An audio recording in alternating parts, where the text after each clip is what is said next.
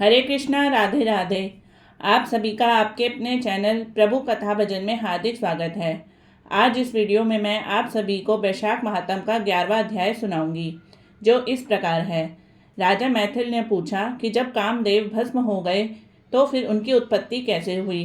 श्रुतिदेव कहने लगे कि यह कथा स्वामी कार्तिकेय के जन्म की है, जो यश और पुण्य देने वाली है।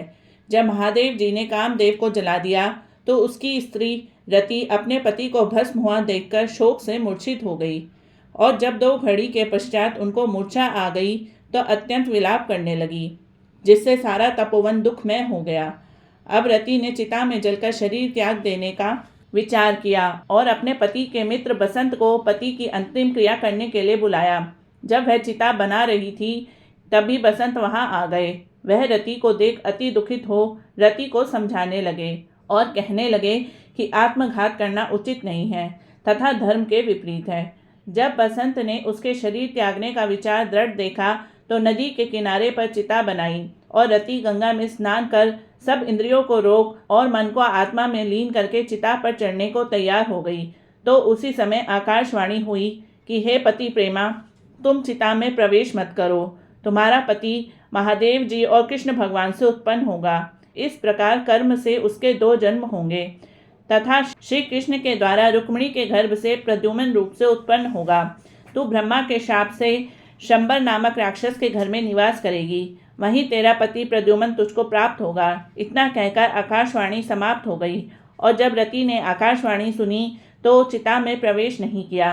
फिर जिनके कार्य की सिद्धि के लिए शिवजी ने कामदेव को भस्म कर दिया था, उन सब देवताओं ने बृहस्पति, इंद्र और अग्नि को आगे करके रति को वरदान दिया कि अब से तेरा पति अनंग कहलाएगा और अंग वाले की तरह मरा हुआ भी दिखाई देगा। और फिर कहने लगे, पूर्व काल में तेरा पति सुंदर नाम का राजा था, उस जन्म में भी तुम इसकी पत्नी थी, परंतु रज संकर कारिणी होने के कारण तुम्हारी यह दशा हुई। अब वैशाख मास में मंदाकिनी नामक नदी में स्नान करके मधुसूदन भगवान का पूजन तथा उनकी दिव्य कथा सुनने से अशून्य शयन नाम का व्रत करने से तुम्हारे पति अवश्य तुमको मिल जाएंगे। रति को इस प्रकार वरदान देकर सब देवता अपने अपने स्थान को चले गए, और रति ने भी कलेश से निवृत्त होकर मेष की संक्रांति में गंगा स्नान कर पवित्रता से अशून्य शयन व्रत को धारण किया। इस व्रत के करने से उसको उसी समय कामदेव दिखाई दिए। उसने वैशाख मास में कर्तव्य धर्म नहीं किया था, इसी कारण परमात्मा का पुत्र होकर भी अंगहीन हुआ।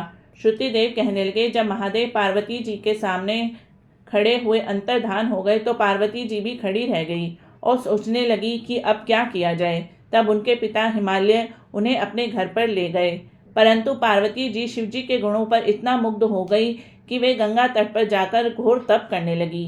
भोजन आदि छोड़कर तप करते करते बड़ी बड़ी जटाएं उनके सिर पर हो गई। इस प्रकार 1000 वर्ष तक शिवजी की आराधना करती रही।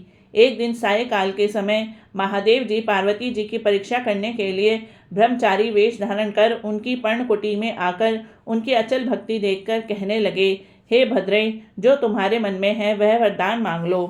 तब पार्वती जी कहने लगी कि मैं यह वरदान मांगती हूँ कि आप ही मेरे पति हों। तथास्तु कहकर शिवजी ने सप्त ऋषियों को बुलाया और उपस्थित होने पर उन्हें आज्ञा दी कि तुम हिमालय के पास जाकर विवाह का प्रस्ताव रखो। 7 ब्रह्मवादी ऋषि चारों तरफ प्रकाश करते हुए आकाश मार्ग में हिमालय के घर पहुँचे। राजा ने उनका यथोचित पूजन किया और सत्कार किया। तब ऋषियों ने कहा कि हे राजा हिमालय, तेरी कन्या पार्वती पहले दक्ष की कन्या सती थी, जिसने अपने पिता के यज्ञ कुंड में गिरकर अपने प्राण त्याग दिए थे। इनका पाणी ग्रहण करने के योग्य सिवाय शिव के और कोई नहीं है, इसलिए तुम अपनी कन्या का विवाह शिवजी के साथ कर दो। तब हिमालय ने कहा कि मेरी कन्या ने तो छाल के वस्त्र पहनकर गंगा तट पर शिवजी के साथ विवाह करने के लिए अनशन व्रत धारण किया हुआ है, सो उसकी मनोकामना पूर्ण हो गई। आप महादेव जी को जाकर कह दें कि मैं प्रीतिपूर्वक अपनी कन्या उन्हें अर्पण कर चुका हूँ, आप उसको आकर अंगीकार करिए। फिर हिमालय कन्या के विवाह के प्रबंध के लिए सोचने लगा। उधर सप्त ऋषि महादेव जी के पास पहुँचे और विवाह निश्चित करके चले गए। इसके पश्चात निश्चित तिथि पर लक्ष्मी जी आदि सभी देवियाँ और विष्णु जी आदि सभी देवता विवाह महोत्सव देखने के संग बारात लेकर श्री महादेव जी बैल पर आरूढ़ होकर चारों ओर भूतगणों से सेवित शंख, भेरी, मृदंग आदि बाजों के शब्द के साथ तथा वंदी जनों के समूह सहित ऋषि गणों की वेद ध्वनि में हिमालय के घर में प्रवेश किया और सुंदर शुभ मुहूर्त, लग्न और शुभ ग्रहों की दृष्टि से हिमालय ने अपनी कन्या पार्वती जी का विवाह महादेव जी से कर दिया। महोत्सव के पूर्ण होने पर शिवजी लौकिक धर्म का पालन करने लगे। संपूर्ण रिद्धि और सिद्धियों से युक्त इंद्र के भवन के समान हिमालय के शिखर पर नंदनी के तीर पर वन के बीच में जहाँ भौरे गूंजते हैं और पक्षी अपना सुंदर शब्द करते हैं, पार्वती के साथ दिव्य 1000 वर्ष तक रमण करते रहे।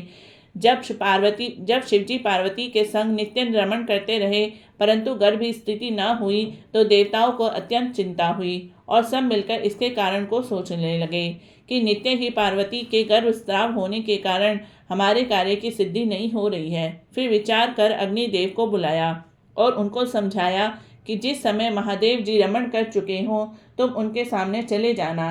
पार्वती तुमको देखकर लज्जा के मारे वहां से हट जाएगी और तुम शिवजी को अपनी बातों में लगा लेना और शिष्य के समान बहुत से प्रश्न करना तथा समय लग जाने पर पार्वती जी की गर्भ स्थिति हो जाएगी। अग्निदेव ने ऐसा ही किया और रमण के समय वहां पहुंच गए।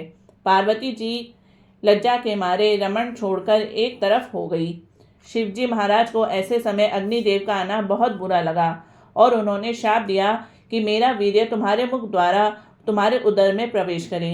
तब अग्नि ने उस वीर्य को अपने उदर में ग्रहण कर लिया और 10 महीने बीत जाने पर उस तेज वीर्य को गंगा जी में डाल दिया। गंगा जी भी उसको सहन न कर सकी और उसको सरकंडों में फेंक दिया। वहां पर उसके 6 भाग हो गए।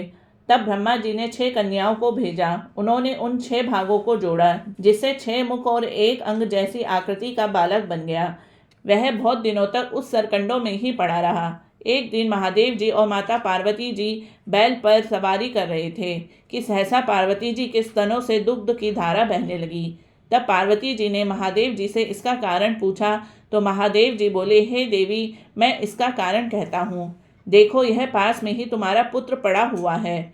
और फिर महादेव जी ने पिछली सारी कथा पार्वती जी को सुनाई और कहा कि उसको देखकर ही तुम्हारे स्तनों से दूध का स्राव हो रहा है क्योंकि वह ही तुम्हारा पुत्र है।